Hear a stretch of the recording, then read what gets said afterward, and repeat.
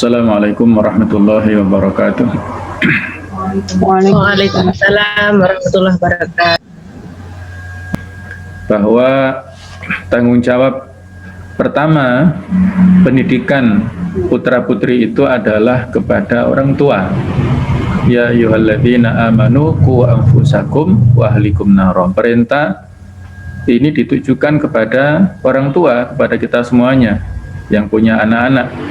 Jagalah diri kalian serta keluarga kalian itu dari api neraka. Yang maksudnya adalah atibuhum wa alimuhum. Berilah pengajaran adab serta ilmu kepada anak-anak kita ini, kepada keluarga kita.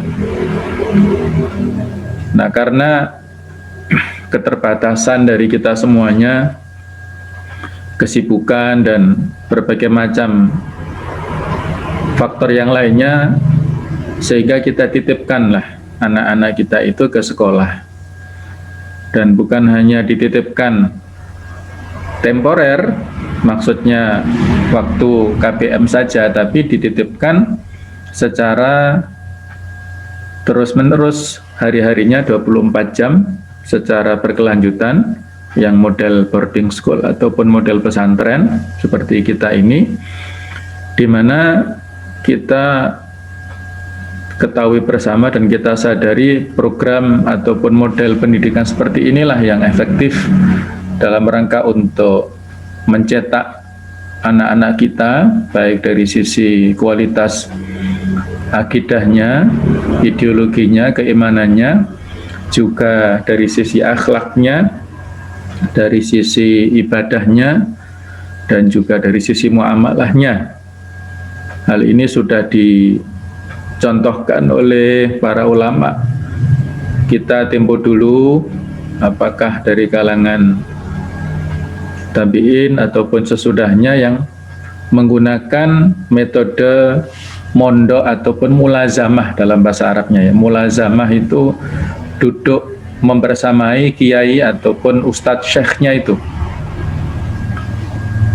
Imam Bukhari bermulazamah dengan syekhnya, tidak kurang dari 1000 syekh yang dimulazamai oleh Imam Bukhari dari waktu ke waktu, dari tempat ke tempat yang lainnya. Juga Imam Muslim, para muhaditsin yang lain, Imam Nawawi, beliau adalah seorang yang putra dari orang yang cukup berada, tidak jenak mengurus dagangan orang tuanya, tapi lebih fokus konsentrasi di bidang ilmu pengetahuan, sehingga orang tuanya mengirimkan ke Damaskus di Syria. Nah, beliau aslinya dari Nawa, ya, kota kecil di sana di Syria juga. Kemudian untuk lebih memperluas ilmunya dikirimkan ke ibu kotanya, yaitu di Damaskus, dan belajar dengan guru-guru yang ada di sana. Tidak kurang dalam sehari itu ada 12 halakoh, 12 kelompok yang beliau ikuti dalam berbagai ilmu, disiplin ilmu agama, yang akhirnya menjadikan beliau sebagai ulama besar. Ini tradisi yang telah diwariskan oleh para ulama kita dulu, bermulazamah, mondok, kalau bahasa sekarang, dengan guru, yang dari situlah kita bisa mendapatkan kebarokahannya. Maka kalau saat ini, ya paling tidak 2 semester kemarin, ya, di KPM pada umumnya itu dengan model daring karena menghindari kerumunan. Namun ini banyak kelemahannya, diantaranya tidak ada interaksi antara guru dan murid. Yang ada hanya semacam transformasi, perpindahan ilmu saja dari guru ke murid dengan media online, tapi tidak ada komunikasi dan interaksi secara fisik. Nah, alhamdulillah di model boarding school seperti di SMP kita ini, walaupun era pandemi, tapi kita bisa melaksanakannya secara normal, insya Allah, dan alhamdulillah selama ini tidak ada kendala, ya, yang berarti, dan sudah kita bisa melaksanakan rangkaian program sesuai dengan target-target yang telah direncanakan. Alhamdulillah, semua ini adalah kemudahan ya dari Allah Ta'ala, kemudian juga karena upaya dari kita semuanya, karena kerjasama dari semuanya. Para orang tua, alhamdulillah kami sampaikan terima kasih telah mempercayakan kepada sekolah, kemudian sekolah bertanggung jawab terhadap perjalanan KBM dan progres daripada anak-anak kita, dan anak-anak juga semangat mengikuti segala macam program yang telah dicanangkan. Alhamdulillah, semua bertawun atau bekerja sama dalam kebaikan inilah yang kita jadikan sebagai modal utama dalam rangka untuk mencapai kesuksesan bersama. Bapak, Ibu, Ayah, Bunda sekalian yang berbahagia, pada kesempatan ini izinkan saya menyampaikan materi yang telah disampaikan atau di broadcast itu ya, yaitu tentang masalah bagaimana kita sebagai orang tua ini melakukan komunikasi kepada anak-anak kita dengan komunikasi yang efektif. Jadi judulnya sesuai dengan broadcast adalah komunikasi efektif, modal penting dalam mendidik anak. Hal ini adalah sesuatu yang aksioma atau yang prinsip dalam sebuah rumah tangga, khususnya kita yang diberikan tanggung jawab, dititipi oleh Allah Ta'ala untuk mendidik putra-putri kita ya. Kullukum ra'in wa kullukum mas'ulun an ra'iyatihi. Setiap kalian adalah pemimpin dan akan dimintai pertanggungjawaban atas apa yang dipimpinnya itu. Kita sebagai suami punya tanggung jawab untuk membina istri dan juga anak-anak. Istri diberi tanggung jawab untuk bagaimana melayani suami dan mendidik putra-putrinya, anak-anak juga demikian, semuanya punya tanggung jawab masing-masing. Rumah tangga itu bisa berjalan secara baik kalau masing-masing menempatkan sesuai dengan porsinya. Ar-rijalu qawwamuna 'alan nisa, laki-laki itu adalah pemimpin atas wanita. Kemudian al-ummu madrasah, ibu itu adalah sekolahan, tempat yang pertama dijadikan sebagai sumber pembelajaran oleh putra-putrinya. Dan demikian pula anak, ketika sudah balik maka sudah ada tanggung jawab pada anak ini, bagaimana dia bisa lebih mandiri dan menjadi anak yang berbakti kepada orang tuanya, bisa membanggakan dan semuanya punya peran sesuai dengan porsinya. Maka terus kita menyadari peran kita masing-masing. Nah, diantaranya dalam rangka untuk supaya rumah tangga kita ini lebih dinamis, produktif, dan lebih bermaslahat untuk umat dan bangsa, maka mari kita lakukan perbaikan, terus-menerus belajar dan terus-menerus mengembangkan diri. Dan tema kita adalah dalam bab komunikasi ini. Baiklah, tidak ada keluarga yang sempurna, semuanya ada kelebihan dan ada kekurangan. Tapi tanpa keluarga hidup kita menjadi tidak sempurna. Di masyarakat Eropa misalnya, atau di orang-orang Barat, ya mereka hidup secara individualis, kerja juga untuk dunia semata-mata, penghasilannya juga untuk bersenang-senang, tidak ada dinamikanya. Kita di Indonesia alhamdulillah budaya tradisi kita bagus. Kita bekerja ataupun berusaha itu ada yang menjadi targetnya. Kalaupun niat utamanya karena Allah lillahi ta'ala, itu memang niat asli kita. Tapi kalaupun kita berusaha, bekerja, itu ada tanggung jawab bisa menghidupi anak istri, itu juga termasuk fisabilillah. Ketika dulu ada seorang yang bekerja keras, itu dikomentari oleh sahabat yang lain, ya Rasulullah, lau kana hadza fisabilillah, ya Rasulullah, apakah orang itu masuk dalam konteks fisabilillah? pekerjaannya itu ya Rasulullah. Maka beliau memberikan jawaban, seandainya dia kerja untuk anak istrinya atau untuk orang tuanya dulu ya, yang tidak mampu, terus dia bekerja mendapatkan penghasilan untuk orang tuanya, maka itu fisabilillah. Kalau dia bekerja untuk istrinya, untuk anaknya di rumah, sehingga mereka bisa berkecukupan ibadah dengan baik, itu juga fisabilillah. Bahkan kalau dia bekerjanya itu untuk menghidupi dirinya sendiri, supaya tidak fakir, tidak minta-minta ke sana sini, menjaga harga dirinya, itu juga termasuk fisabilillah. Jadi semuanya adalah kembali kepada niatan kita. Tapi yang terakhir kata beliau, kalau dia bekerjanya untuk mendapatkan materi duniawi supaya bisa menyombongkan dirinya, berfoya-foya, tenggelam dalam kenikmatan, maka kata Rasulullah, fahuwa fi sabilis syaitan, orang itu berada pada jalan syaitan.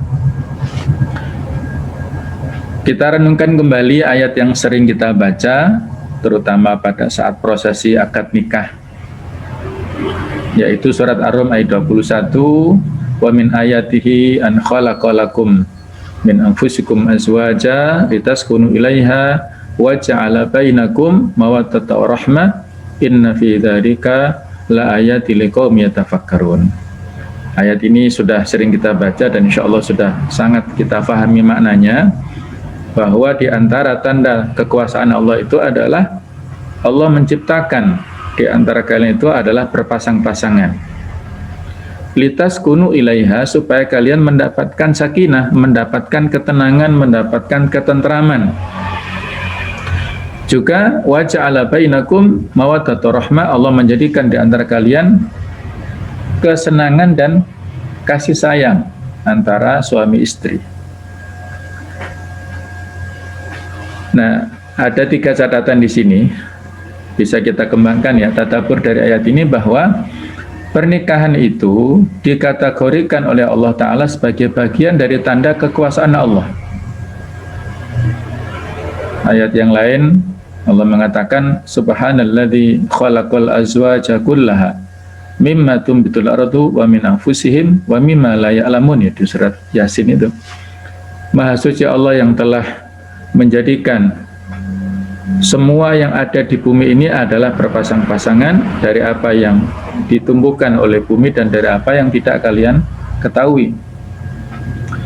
Nah, jadi bertemunya antara laki-laki perempuan yang sebelumnya tidak saling mengenal, atau sebagian juga ada yang saling mengenal, laki-laki dan wanita yang ada dalam ikatan pernikahan suci untuk membina rumah tangga, melahirkan generasi yang terbaik, saling berusaha memperbaiki kualitas agamanya, dan seluruh tujuan baik pernikahan itulah tanda-tanda kekuasaan Allah, yang dengan itulah menjadi sarana lahirnya keturunan, lahirnya generasi yang halal.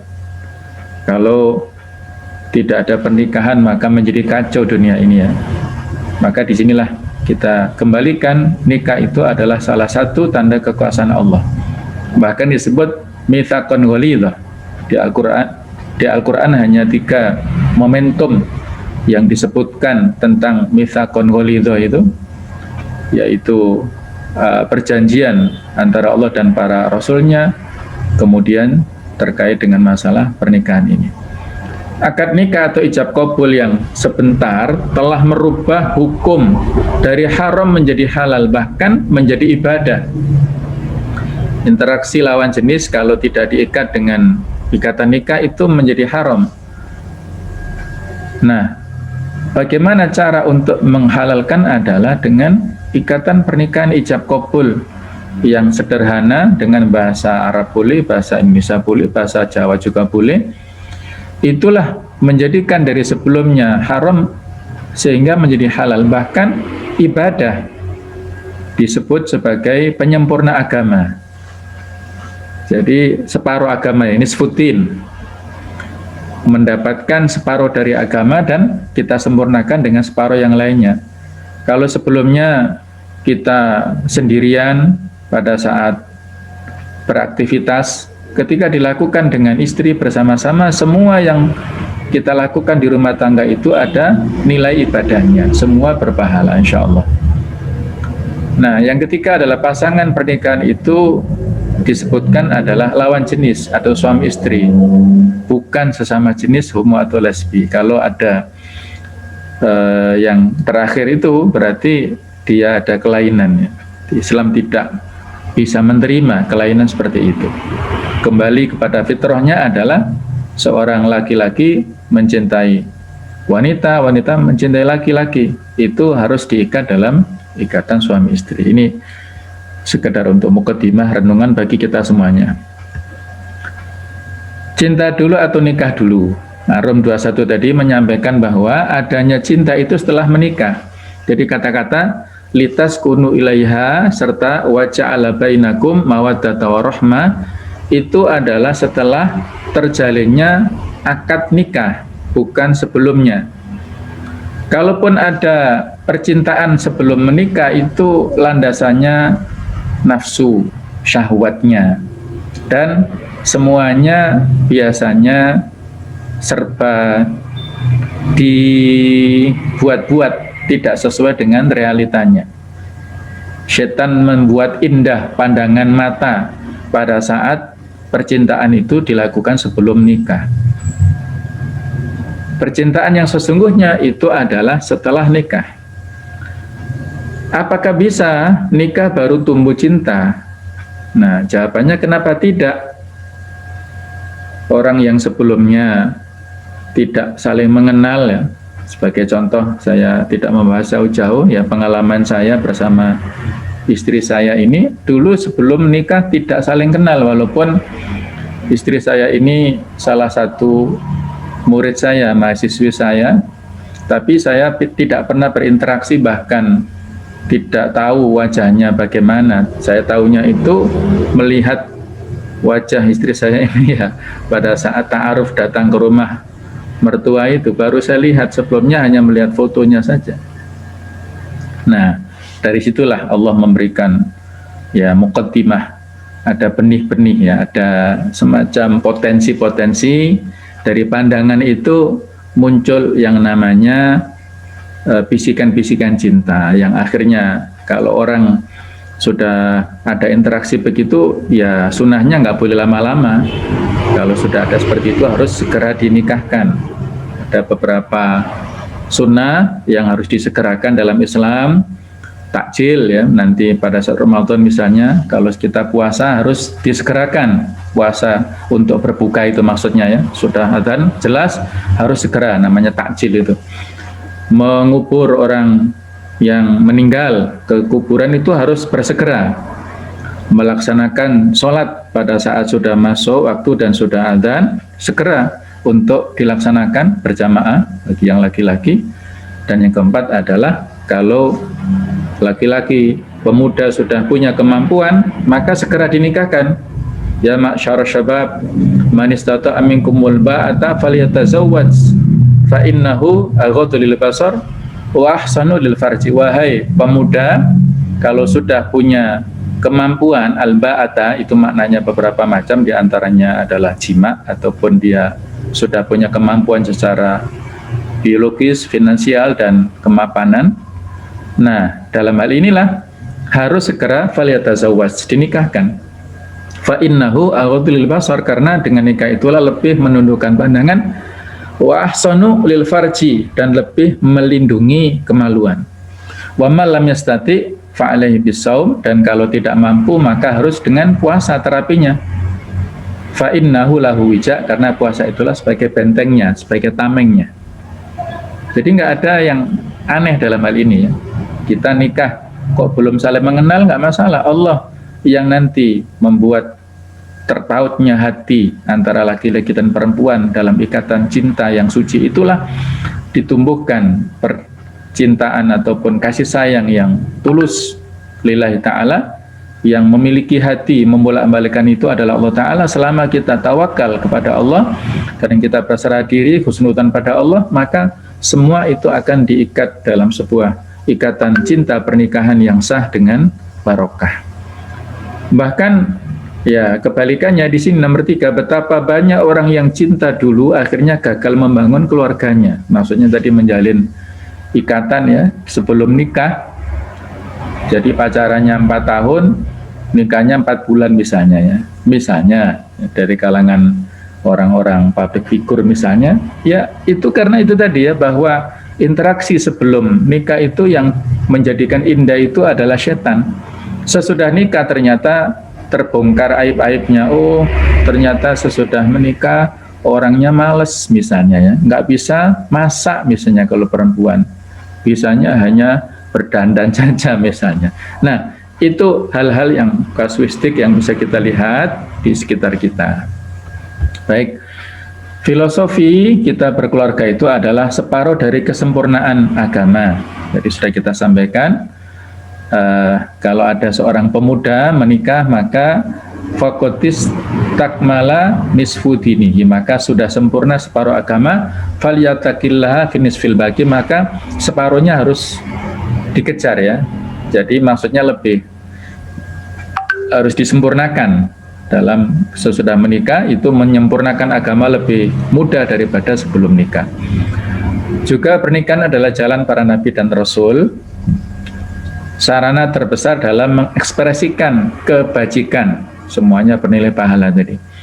Kemudian sabda Rasulullah SAW, khairukum li ahli wa ana khairukum li ahli. Sebaik-baik kalian adalah yang paling baik terhadap keluarganya, dan aku adalah orang yang paling baik terhadap keluargaku.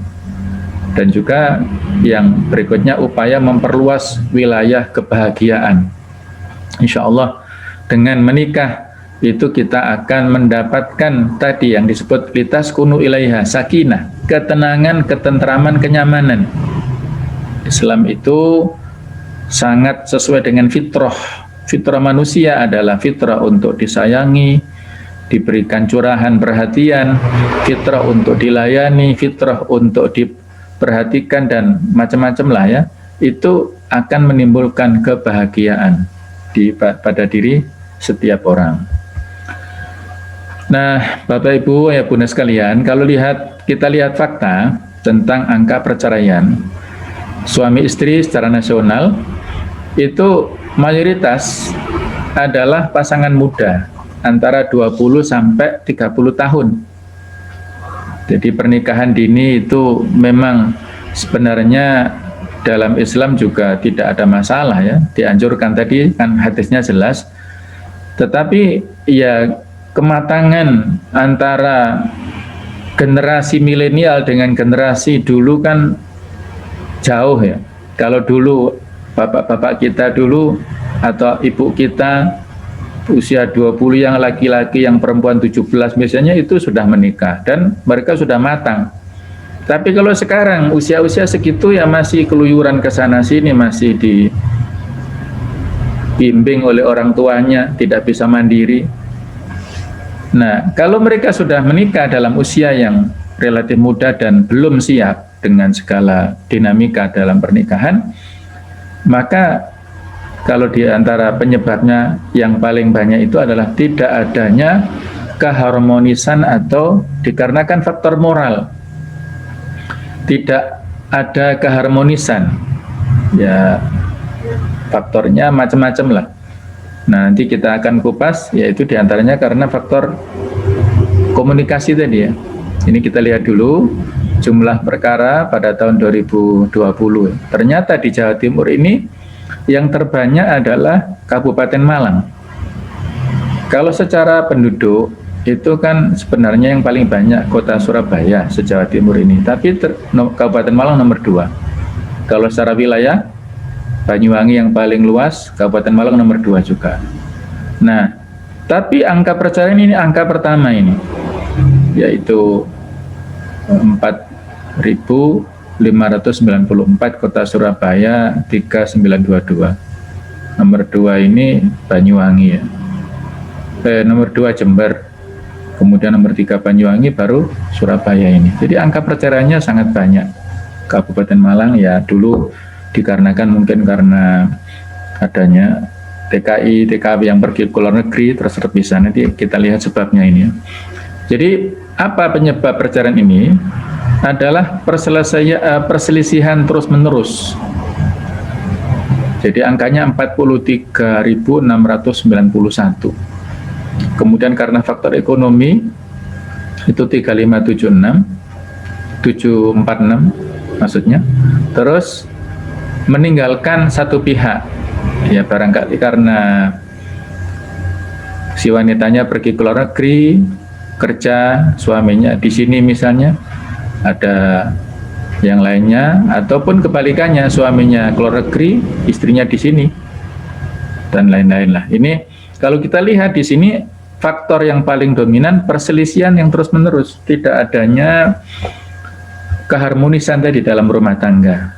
Saya pernah menangani kasus ya, salah seorang santri saya yang nikah muda, ya saya harapannya ya banggalah waktu itu ya. Tapi ternyata tidak bertahan lama karena ada kekurangmatangan masing-masing itu.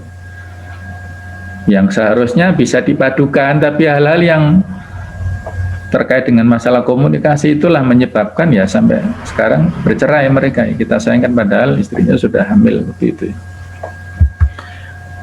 Nah, 70% perceraian itu terjadi karena gugat cerai dari pihak istri, atau dalam bahasa fikih adalah khulu. Termasuk tadi ya contoh dari kasus yang menimpa salah seorang santri saya itu, ya digugat oleh istrinya. Dia masih cinta tapi istrinya sudah tidak mau lagi, orang tuanya juga tidak saling mempertahankan. Jadi menggugat ke pengadilan agama karena faktor ini, faktor itu. Nah, khulu itulah justru dominan di sini. Ya barangkali inilah kelemahan kita ya, manusia terutama wanita itu diuji oleh Allah Ta'ala dalam hal kesabaran. Kan di surat Al-A'raf itu iblis bersumpah di hadapan Allah Ta'ala, qala rabbi fabima aghwaytani la aqudanna lahum siratakal mustaqim. Ya Allah, karena engkau telah mengecap kepadaku, telah memvonis kepadaku untuk tersesat selama-lamanya, tidak mungkin kembali kepada kebenaran. Dulu iblis itu makhluk yang taat pada Allah, tapi karena dominasi kekuasaan dulu di langit tergeser Nabi Adam, maka dia hasad ya, tidak terima dengan itu, akhirnya menentang perintah Allah. Akhirnya karena Allah menyesatkan dan menjadikan iblis ini selama-lamanya tersesat dan nanti neraka, itu dia bersumpah, la'aqudanna lahum siratakal mustaqim, pasti aku akan sesatkan manusia itu dari jalan yang lurus. Tsumma la'atiyannahum min baini aydihim wa min khalfihim wa an aymanihim wa an syama'ilihim wala tajidu aktsarahum syakirin.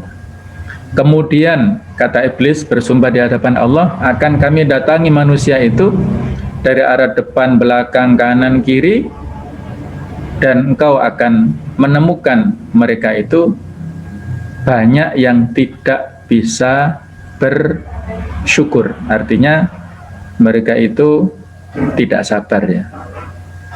Tidak bisa bersyukur berarti kan tidak sabar. Itulah godaan kita ya. Para ulama banyak komentar tentang ayat ini ya. Segala pintu masuk setan dari depan, belakang, kanan, kiri sudah full itu. Nah, kata para ulama, yang tidak dimasuki celah setan itu dari arah atas dan bawah. Dari atas kita masih berdoa menengadahkan ke langit kepada Allah, dan dari bawah kita masih bisa bersujud dengan lantunan doa kita. Insya Allah dari arah atas dan bawah itulah akan datangnya hidayah kepada kita, dan kita insya Allah bisa istiqomah. Problemnya adalah komunikasi. Kurangnya kemampuan dalam menciptakan komunikasi efektif antara suami dan istri. Belum ditemukannya pola komunikasi yang nyaman antara suami dan istrinya. Yang dalam materi yang lain ada 5 bahasa cinta itu. Suami ingin dilayani, ternyata istri tidak paham Suami datang ingin dibuatkan teh, ingin ditemani duduk, ternyata istrinya melakukan aktivitas yang lain, tidak paham dengan keinginan dari suami. Ada lagi kebalikannya, istri itu bahasa cintanya ingin secara verbal disampaikan rasa cinta, tapi suami tidak paham dengan keinginan istri, sehingga tidak pernah sekalipun suami mengatakan I love you pada istrinya. Tidak pernah mengatakan aku cinta padamu, aku sayang padamu dek, atau sayang. Tidak pernah memanggil itu ya. Jadi dia merasa suaminya ini hatinya tidak lembut atau tidak romantis misalnya. Itu karena kurangnya proses ta'aruf. Kalau tadi kita dianjurkan untuk tanpa ada interaksi sebelum pernikahan, maksudnya interaksi yang menjurus kepada pertalinan cinta ya. Kalau interaksi saling tahu sih nggak masalah. Nah, setelah pernikahan itulah harus ada proses ta'aruf, saling kenal mengenal. Terus yang berikutnya adalah dengan proses tafahum, saling tolong menolong, saling memahami maksudnya. Kemudian baru yang ketiga adalah adanya ta'awun, saling kerjasama. Kalau tidak ada proses ta'aruf, maka susah kita untuk melakukan kerjasama antara suami istri ini. Jadi inilah masalah komunikasi. Gagalnya komunikasi. Ada sekitar 70% dalam survei itu bahwa permasalahan rumah tangga disebabkan oleh kegagalan berkomunikasi antara suami istri. Kegagalan komunikasi disebabkan oleh karena faktor kultur, pemahaman, dan keterampilan. Kultur ini budaya. Ya misalnya suaminya dari luar Jawa yang terkenal keras misalnya, ya mohon maaf, misalnya dari Batak atau dari Makassar misalnya ya. Terus istrinya dari Solo. Nah, ini bahasanya sudah beda dan juga kulturnya, budayanya dari suku yang berbeda. Di sana itu biasa dengan kalimat-kalimat yang dengan suara yang tinggi, dari Solo itu biasa dengan suara yang lembut. Nah, ini nggak nyambung akhirnya ya. Ada semacam kesenjangan di sini, kesenjangan kultural. Nah, kemudian juga dari sisi pemahaman juga bisa karena pengetahuan. Misalnya mohon maaf, suaminya itu doktor ataupun profesor, doktor atau dengan titel jabatan yang lainnya, lama di luar negeri misalnya, sementara mohon maaf ya istrinya alumni SD atau SMP misalnya yang sederhana, yang tidak mengenal pengetahuan yang jauh, yang luas. Pengetahuannya hanya di dapur, belanja, itu saja. Nah ini diajak diskusi panjang lebar nggak nyambung. Ini akhirnya menimbulkan benih-benih ketidaksimpatikan dari masing-masing. Istrinya merasa dibodoh-bodohin, suaminya merasa ya tinggi hati. Nah akhirnya menjadi keretakan rumah tangga. Keterampilan ya ini juga menjadi faktor kegagalan komunikasi. Keterampilan masing-masing ada yang berbeda, yang seharusnya sinergis ya di sini ya. Tapi kalau tidak difahami, maka akan menjadi kesenjangan yang berujung kepada perpisahan. Maka disinilah kita harus memahami bagaimana perbedaan ataupun sisi yang terkait dengan laki-laki dan perempuan ini. Realitas perbedaan laki-laki dan perempuan sangat banyak, persamaan laki-laki dan perempuan, namun ada perbedaan sesuai dengan fitrah kemanusiaan dan kultur kehidupannya masing-masing ini. Memahami perbedaan adalah jembatan untuk saling memahami dan menemukan kesesuaian. Jadi yang seharusnya perbedaan ini harus saling melengkapi kan. Hunna libasul lakum wa antum libasul lahunna. Istri-istri itu adalah pakaian untuk kalian laki-laki, dan laki-laki itu adalah pakaian untuk perempuan. Fungsi pakaian ini di samping dia adalah bisa menutup aurat, maka pakaian ini juga bisa menjadi pelindung dari hawa panas, hawa dingin, artinya bisa memberikan kenyamanan masing-masing. Nah, yang namanya pakaian kan juga ukurannya beda, masing-masing itu berbeda. Yang satu ukurannya XL, yang satu L misalnya. Nah, inilah harus saling tafahum tadi, harus saling memahami di antara masing-masing ini. Nah, kalau kita lihat bahwa tentang masalah perbedaan laki-laki dan perempuan yang disampaikan oleh para ilmuwan, laki-laki ini cenderung menggunakan logika. Kalau dalam ilmu psikologi, logika itu kan otak kiri ya. Kalau perempuan itu cenderung menggunakan perasaannya.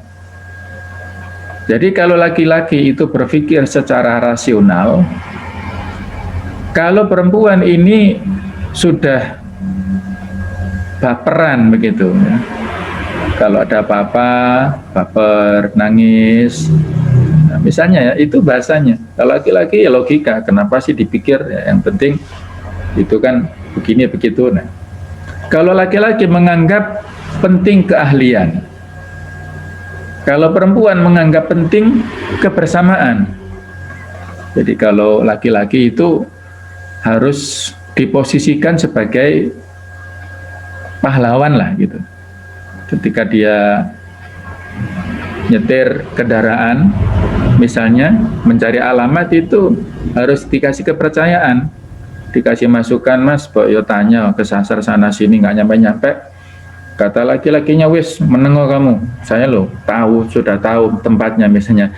Itu dia ingin menunjukkan kapasitas keahliannya. Nah, itulah posisi laki-laki. Sehingga kalau ada seorang istri ya misalnya yang membandingkan suaminya dengan laki-laki, temannya atau tetangganya, itu pasti nggak terima. Mas, koyo iku lo, pinter renovasi rumah misalnya, ataupun servis sepeda motor, ya nggak mau dia.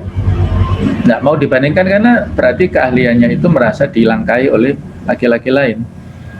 Nah, beda dengan perempuan di sini menganggap penting dalam hal kebersamaan. Ya, kata orang Jawa, mangan nggak mangan kumpul itu ya.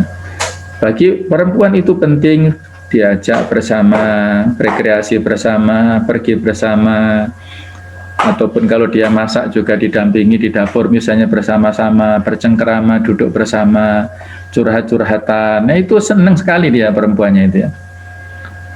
Nah, kalau laki-laki itu berpikir menyelesaikan masalah, kalau perempuan itu memberi nasihat tanpa diminta. Sehingga dalam hal ini ya laki-laki bagaimana bisa mencari solusi, misalnya persoalan ekonomi, bagaimana laki-laki ini menyelesaikan masalah dan tidak harus diceritakan kepada istrinya kan, nanti baru berhasil baru diceritakan kan. Nah, kalau si perempuan ini ya memberi nasihat, ini itu, memberi kritik, ini itu, macam-macam lah ya, itu memang kecenderungannya perempuan begitu. Kalau laki-laki yang merasa dicintai jika dipercaya, kalau perempuan merasa dicintai jika diperhatikan. Nah, berbeda ya ini, stressingnya berbeda. Laki-laki tadi dipercaya, kemudian dikasih amanah, dikasih tanggung jawab, itu senang. Kalau perempuan itu diperhatikan tadi ya, diperhatikan dengan cara-cara dikasih ucapan-ucapan, pujian, dibelai dengan sentuhan, dengan dikasih hadiah, itu memang kebanyakan disukai oleh si wanita. Kalau laki-laki itu dengan meringankan ya, meringankan beban dengan diam. Kalau perempuan meringankan beban dengan bicara. Jadi ya, jadi laki-laki ini harus jadi pendengar yang baik bagi istrinya. Didengarkan saja. Oh iya, oh begitu. Oh ini. Kalau si suami nggak mau mendengarkan curhatan istri, hati-hati ya. Harus waspada, jangan-jangan nanti istrinya curhat ke laki-laki lain kan bahaya. Maka harus bisa melebarkan telinga bagi laki-laki ini mendengarkan curhatan istri. Kalau bagi perempuan otomatis dia harus memahami ya betapa si suaminya ini dengan diam itu berarti dia berpikir tadi menyelesaikan masalah. Terakhir, kalau laki-laki kurang suka ungkapan verbal, kalau perempuan suka dengan ungkapan-ungkapan verbal. Nah, jadi memang harus dipahami masing-masing ada sisi perbedaan. Nah, tanggung jawab sebentar. Tanggung jawab keluarga Samarah itu adalah diantaranya tarbiyatul aulad, yaitu pendidikan anak. Anak adalah anugerah dan amanah dari Allah Ta'ala, maka didiklah anak-anak kita itu agar menjadi generasi muslim yang tangguh. Mereka ini amanah ya, titipan dari Allah yang kita pertanggungjawabkan nanti. Apakah kita didik dengan didikan yang baik, ataukah kita biarkan kullu mauludin yuladu alal fitrah. Setiap bayi yang lahir itu dalam keadaan yang suci bersih. Maka yang merubah adalah fa'abawahu, kedua orang tuanya lah. Yuhawwidanihi, merubah dari muslim menjadi Yahudi, au yunassiranihi, atau menjadi Nasrani, au yumajisanihi, atau menjadi Majusi. Itu orang tuanya. Kalau dibiarkan insya Allah dia selalu dalam keadaan Islam, dalam keadaan fitrah itu. Nah, ayah bunda yang berbahagia, pendidikan anak muslim ini mencakup paling tidak 3 hal, yaitu dalam hal pendidikan akhlak, pendidikan moral, pendidikan etika ya, pendidikan adab itulah yang utama yang harus kita sampaikan kepada anak-anak kita. Kemudian juga dilandasi dengan pendidikan akidah, pendidikan tauhid, pendidikan keimanan, sebagaimana yang disampaikan oleh Luqman kepada putranya, ya bunayya la tusyrik billah, janganlah kamu wahai anakku menyekutukan Allah. Itulah landasan akidah untuk anak-anak kita. Kemudian juga pendidikan syariat dan ubudiyah, ibadah. 3 pendidikan ini menjadi tanggung jawab orang tua tadi. Pada awalnya adalah tanggung jawab orang tua, tapi kalau orang tua tidak mampu, dipercayakan kepada sekolah yang dalam hal ini dengan boarding school atau dengan pesantren. Semuanya saling melengkapi, saling bekerja sama. Tidak ada yang perlu untuk disalahkan kalau ada masalah. Semuanya saling terkait di sini. Maka disinilah perlu adanya ta'awun semuanya. Nah, orang tua yang efektif itu bagaimana artinya? Yaitu orang tua yang mampu mendidik anaknya melalui proses keteladanan, pembiasaan, perhatian, nasihat, dan hukuman, guna mewujudkan nilai-nilai Islami dan produktivitas keluarga dengan suasana yang nyaman dalam kebersamaan. Inilah peran orang tua dalam pendidikan anak itu. Ada proses keteladanan, bagaimana orang tua menjadi qudwah hasanah untuk anak-anaknya, pembiasaan yang positif kepada anak-anak kita, perhatian kepada anak-anak kita, memberi nasihat, ya kalau perlu memberi hukuman tapi dengan tepat. Semuanya dilandasi dengan kenyamanan dan kebersamaan, dengan cinta semuanya. Baik. Orang tua efektif itu harus memiliki kompetensi, artinya adalah kemampuan. Kemampuan. Yang pertama, stabilitas maknawiyah. Artinya dari sisi ruhiyah, maknawiyah itu hatinya, kejiwaannya itu stabil. Tidak gampang emosi misalnya, atau tidak gampang marah-marah, tidak temperamental misalnya. Jadi harus stabil dari sisi keimanannya. Yang kedua, sebagai orang tua kita harus terus belajar dan menjadi orang tua yang berwawasan, wawasannya yang berkembang, wawasan yang terus-menerus berkembang kita asah ilmu kita ini.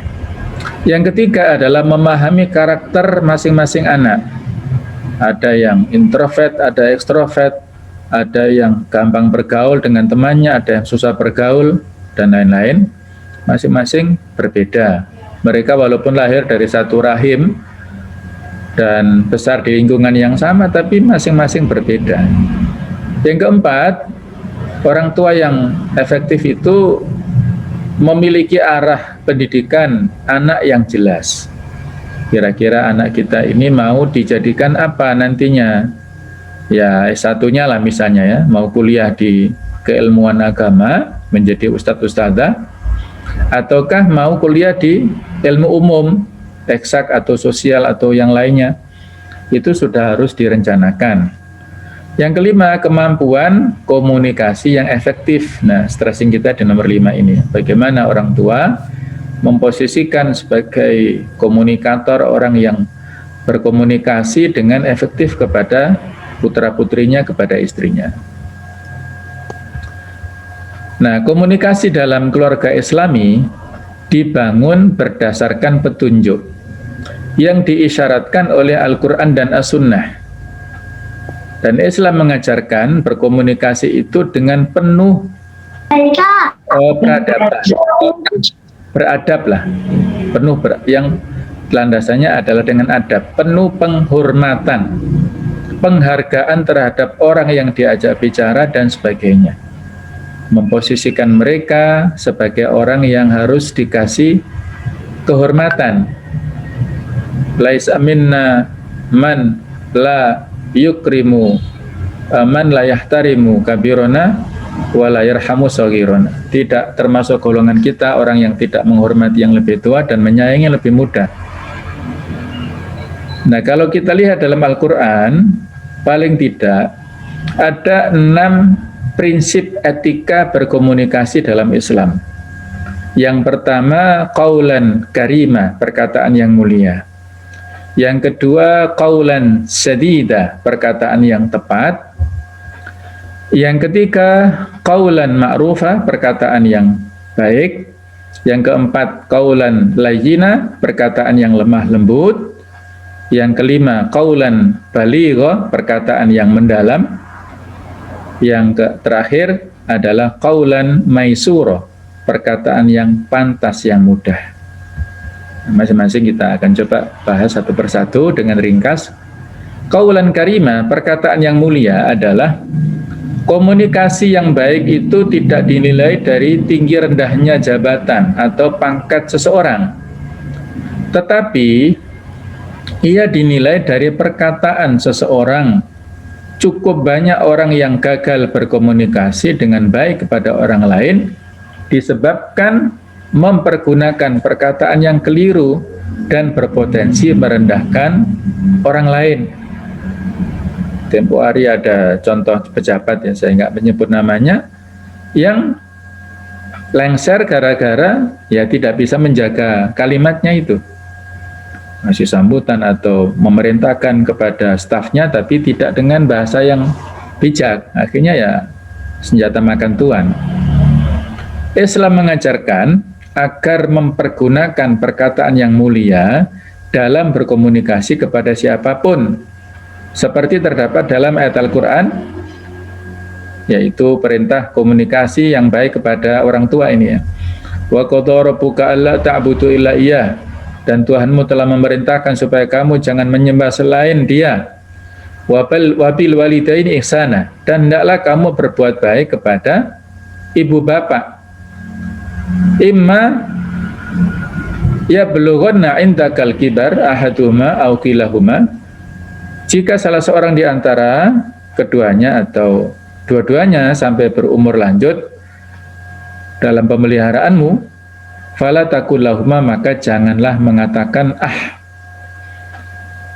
fala taqul lahuma ya, jangan mengatakan kata-kata yang tidak membuat nyaman orang tua. Wala tanharhuma, jangan membentak, menghardik. Wa qul lahuma qaulan karima, katakanlah kepada mereka berdua dengan perkataan yang mulia. Jadi ada kata-kata qaulan karima di sini ditujukan kepada orang tua kita atau orang lain, harus dengan kata-kata yang mulia. Yang kedua, qaulan sadida, perkataan yang jujur, benar dan tepat. Berkata benar berarti berkata jujur apa adanya, jauh dari kebohongan. Orang yang jujur adalah orang yang dapat dipercaya. Setiap perkataan yang keluar dari mulutnya selalu mengandung kebenaran. Dalam kehidupan keluarga, masalah berkata benar ini penting, apalagi dalam konteks pendidikan anak. Islam mengajarkan agar orang tua selalu berkata benar kepada anak, berbicara kepada orang lain harus benar. Katakan yang benar itu benar dan yang salah itu adalah salah. Ya ayyuhalladzina amanu taqullaha wa qulu qawlan sadida. Wahai orang-orang beriman, bertakwalah kepada Allah dan ucapkanlah perkataan yang benar, yang tepat. Sinnya pakai sin kecil ya. Kalau syadida itu perkataan yang keras, yang kasar, tidak boleh. Nah, kita di sini mengatakan dengan perkataan yang sadida, yang tepat. Yang ketiga, qaulun ma'rufun atau qaulan ma'rufa, sama saja berkata yang baik dan pantas. Ini dapat diterjemahkan dengan ungkapan yang baik dan pantas. Di dalam Al-Quran surat Al-Baqarah 263 Allah berfirman, qaulan ma'ruf wa maghfirah khairun min shadaqati yatba'uha adha wallahu ghaniyyun halim. Perkataan yang baik dan pemberian maaf lebih baik dari sedekah yang diiringi dengan sesuatu yang menyakitkan pada perasaan si penerimanya, dan Allah Maha Kaya lagi Maha Penyantun. Islam mengajarkan agar ketika memberi orang lain yang minta sedekah disertai dengan perkataan yang baik, bukan diiringi dengan perkataan kasar, sebab perkataan yang kasar itu dapat menyakiti perasaan orang lain. Kemudian yang keempat, qaulan baligho, perkataan yang efektif yang mengena pada jiwa. Ini bisa dilihat dari dalam Al-Quran surat An-Nisa 63. Ulaikal ladzina ya'lamullahu ma fi qulubihim fa'arid anhum wa'idhum wa qul lahum fi anfusihim qaulan baligho. Mereka itu adalah orang-orang yang Allah mengetahui apa yang di dalam hati mereka. Karena itu berpalinglah kamu dari mereka dan berilah mereka pelajaran dan katakanlah kepada mereka perkataan yang berbekas pada jiwa seseorang. Jadi maksudnya jiwa, perkataan yang sampai pada pendengarannya dan membekas dengan bekas yang positif tentunya. Ayat di atas memberikan isyarat bahwa komunikasi itu efektif bila perkataan yang disampaikan itu berbekas, yang berbekas di jiwa adalah penting. Komunikasi seperti ini hanya terjadi bila komunikasi itu berlangsung efektif, tepat sasarannya. Artinya apa yang dikomunikasikan itu secara terus terang, tidak bertele-tele sehingga tepat mengenai sasaran yang dituju. Jadi dengan perkataan yang lugas, yang tepat tentunya ya, masing-masing beda ya. Kata Rasulullah, khatibun nasa ala qadri uqulihim. Sampaikanlah pembicaraan kepada orang-orang sesuai dengan kadar berpikirnya mereka. Khatibun nasa ala lughatihim, bicaralah kepada mereka sesuai dengan bahasa mereka. Sehingga di SMP kita ini diantaranya satu hari kita ajarkan bahasa Jawa full ya. Kalau Senin, Selasa, Rabu mereka kita ajari komunikasi bahasa Arab. Kalau hari khusus Kamis itu bahasa Jawa yang halus supaya komunikasi dengan orang tua, dengan tetangga bisa nyambung. Kemudian hari Jumat, Sabtu, Ahad itu bahasa Inggris. Nah, itu sudah kita kasihkan bekal kepada anak-anak kita ya untuk bergaul di masyarakat dengan baik. Yang kelima, qaulan layyina, berkata yang lemah lembut. Islam mengajarkan agar menggunakan komunikasi yang lemah lembut kepada siapapun.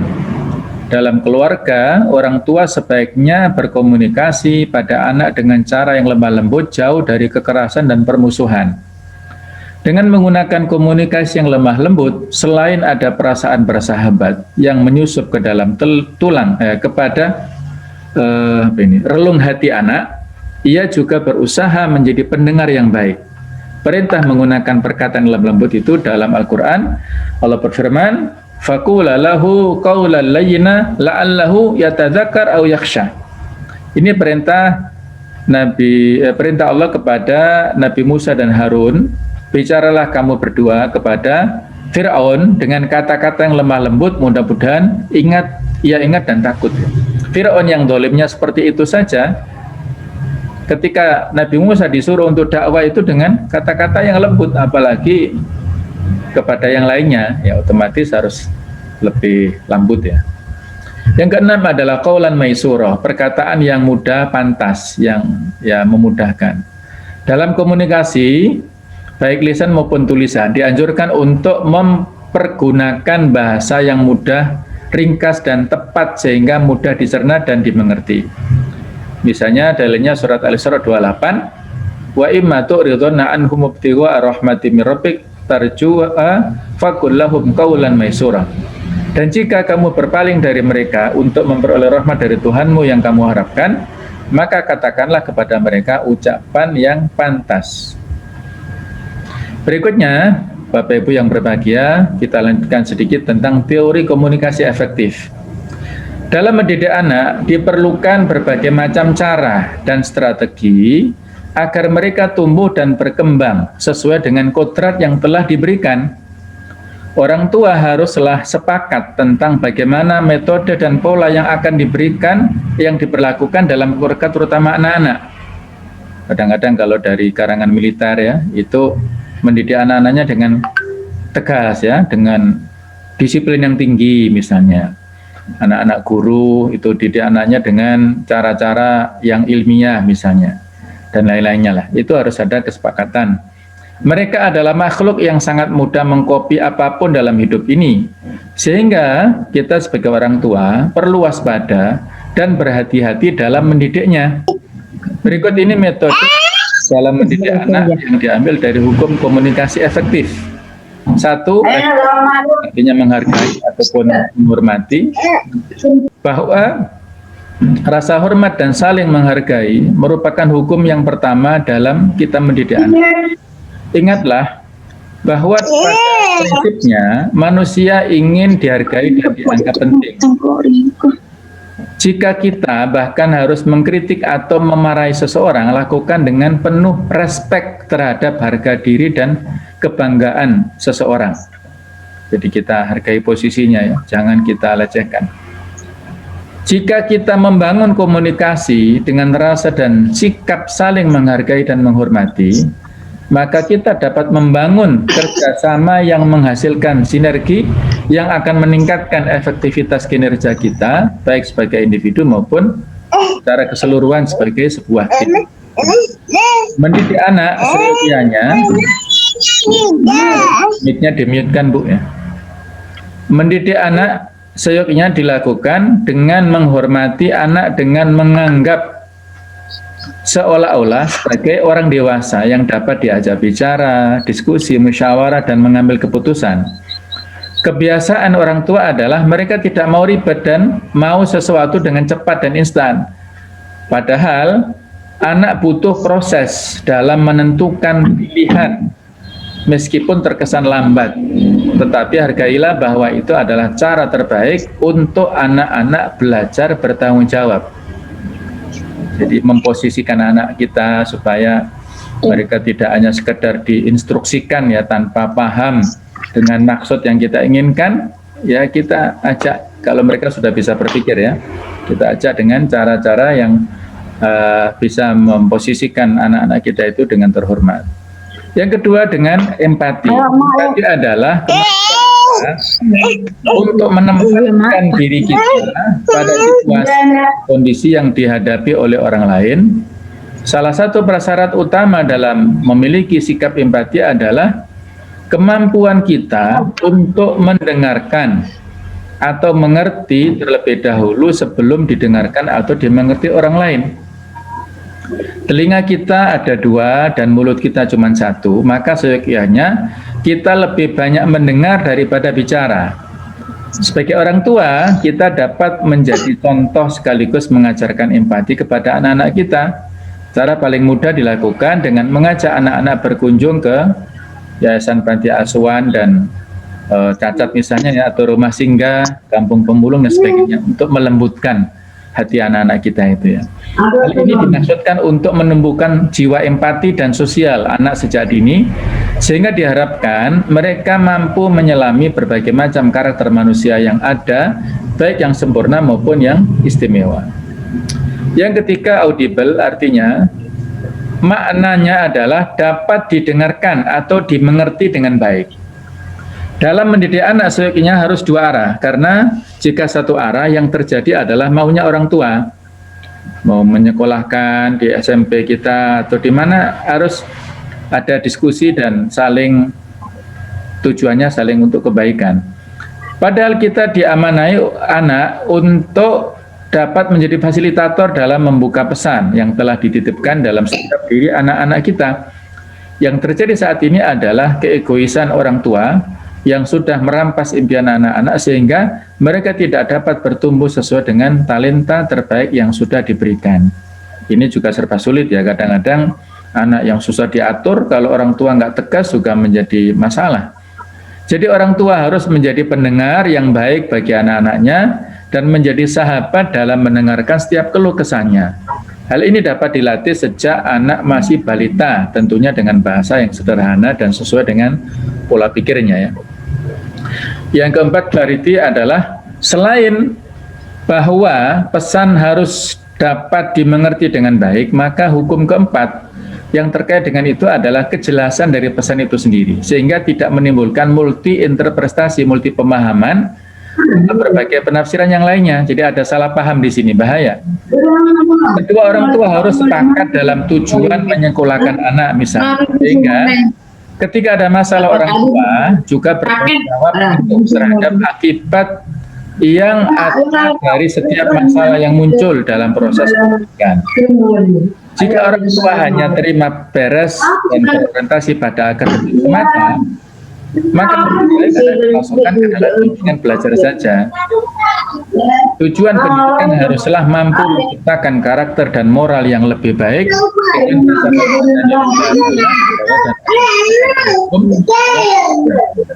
inilah yang keempat ya dari komunikasi.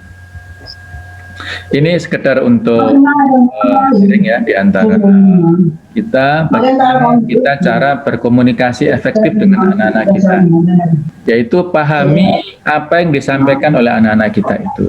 Gunakan bahasa positif saat bicara dengan mereka, dengan anak-anak kita ya, supaya sugestinya juga dengan bahasa yang positif. Bicara dengan jelas dan singkat, anak mohon di-mute-kan Bu, atau Bapak orang tua yang ikut, namanya nggak ada ini ya. Bentar ini.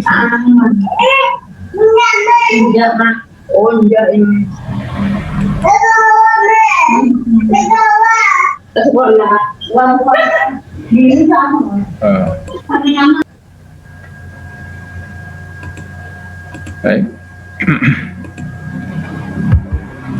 Jadi bicara dengan jelas dan singkat agar anak mengerti. Kemudian perhatikan bahasa tubuh anak. Insya Allah kita pahamlah bahasa mereka, sedih, ada masalah, atau apalah ya, insya Allah kita lebih paham dengan karakter anak-anak kita. Kemudian memberi kesempatan pada anak untuk bicara dan menuangkan yang ada di pikirannya. Yang kamu inginkan apa sih misalnya ya, ini itu misalnya, kalau dimondokkan nggak suka, terus kamu mau belajar di mana, kamu mau bergaul dengan siapa dan sebagainya. Ini kita ajak diskusi ya. Sejajarkan tubuh dan kontak mata dengan anak kita ketika bicara ya. Kalau anaknya masih pendek, masih kecil ya, kita berusaha untuk duduk ataupun sejajar agar pandangan matanya sejajar ya. Empati dengan cerita anak, memperhatikan bagaimana dia mengisahkan sekolahnya, gurunya, kita dengarkan dengan baik. Hindari penggunaan kata-kata jangan ya. Jangan main air, jangan main api atau apa. Nah, itu kita rubah dengan bahasa-bahasa yang lebih halus ya. Misalnya ya mohon dimatikan, ataupun ya sebaiknya ke sini, atau apalah dengan bahasa-bahasa yang lain yang bisa kira-kira kalau ini jangan, ini kan membuat anak itu takut. Kalau semuanya dilarang itu dia menjadi penakut nantinya ya. Menjadi pendengar yang baik untuk anak-anak kita. Nah, insya Allah ini bukan berarti kami sudah sempurna, bukan ya, tapi ini semuanya kita saling belajar untuk memperbaiki ke depannya. Semakin waktu insya Allah mudah-mudahan banyak pengalaman ya. Nah, ciri khas komunikasi di keluarga harus ada keterbukaan. Individu memiliki keinginan untuk terbuka dalam berinteraksi, memberikan tanggapan secara jelas terhadap segala pikiran dan perasaan diungkapkan. Yang kedua adalah empati, perasaan individu yang sama seperti yang dirasakan orang lain. Yang ketiga dukungan, saling menyemangati dalam melakukan aktivitas serta meraih tujuan yang diinginkan ya. Anak-anak kita ini di pondok, di boarding school ini ya, orang tua harus memberi semangat. Kalau ada apa-apa bukan malah mengecilkan hati anak-anak, tapi membuat dia semangat. Kalau ada masalah, jangan langsung berpihak kepada anak-anak. Ya bisa jadi mereka yang salah. Maka ya kita sampaikan bahwasanya boarding atau pondok ini miniatur, nak, miniatur dari masyarakat. Kamu kalau setelah lulus menemukan yang tipe-tipe seperti itu, kalau kamu bisa menyelesaikan masalah di sini, nanti menjadi pengalaman untuk bergaul di masyarakat yang luas. Nah, jadi harus kita kasih motivasi yang banyak. Yang keempat, perasaan positif, mempunyai perasaan positif terhadap apa yang dikatakan orang lain ya, positive thinking. Yang kelima, kesamaan, individu mempunyai kesamaan dengan orang lain dalam hal bicara dan mendengarkan. Nah, kemudian ini insya Allah slide yang terakhir, bagaimana tips menciptakan komunikasi yang baik di keluarga. Paling tidak dengan 5 cara ini kita luangkan waktu untuk mendengarkan tadi, banyak mendengar. Yang kedua, ciptakan kesempatan untuk saling berkomunikasi satu dengan yang lain. Misalnya kita adakan musyawarah keluarga 1 pekan sekali misalnya. Kalau musim pandemi yang tempoh hari lockdown itu insya Allah sering sekali ya kita gunakan kesempatan untuk saling komunikasi. Ada kultumnya, ada secara bergantian, ada yang menyampaikan kritik saran kepada orang tua, silakan, ini forumnya ya misalnya. Buat tradisi keluarga, melakukan kegiatan bersama secara berkala. Tradisi keluarga kan tadi ya simbol-simbol, kalau kami dengan Inhana, kita buat produknya Inhana, merek apa, kita buat channel YouTube juga Inhana TV misalnya, atau apalah yang ada semacam sentimen yang positif maksudnya ya. Kemudian perlu liburan bersama, rihlah keluarga. Nah, ya di era sekarang ini kan bisa kita pergi pagi-pagi jam 6, nanti jam 9 ketika orang-orang lain datang kita sudah pulang. Nah, kita bisa sepakati ya, jangan menghambat kondisi kita seperti ini untuk tidak dinamis dalam mengelola keluarga kita. Dan tidak harus yang mahal-mahal ya, bisa murah meriah. Itu sangat banyak potensinya di Kabupaten Malang ini. Yang terakhir, manfaatkan kecanggihan teknologi untuk menambah keakraban antar anggota keluarga. Ya, misalnya dengan membuat grup WA ataupun grup Telegram antara keluarga kecil kita, keluarga besar kita, ataupun yang lainnya lah. Ini bisa kita manfaatkan. Demikianlah mudah-mudahan materi ini bermanfaat untuk diri saya dan keluarga saya, khususnya untuk keluarga besar SMP IT Al-Basirah pada umumnya. Bapak Ibu Ayah Bunda sekalian, mudah-mudahan Allah Ta'ala membimbing kita semuanya kepada arah yang lebih baik, lebih berkualitas, dan mudah-mudahan kita mendapatkan sakinah, mawaddah warahmah di keluarga kita masing-masing, dan nantinya insya Allah mudah-mudahan kita dipertemukan reuni di surganya kelak insya Allah. Amin ya rabbal alamin. Alafumikum ihdinas siratal mustaqim. Allahumma fiq ila aqimit thariq wal hadi ila sawa'is sabil. Wassalamualaikum warahmatullahi wabarakatuh.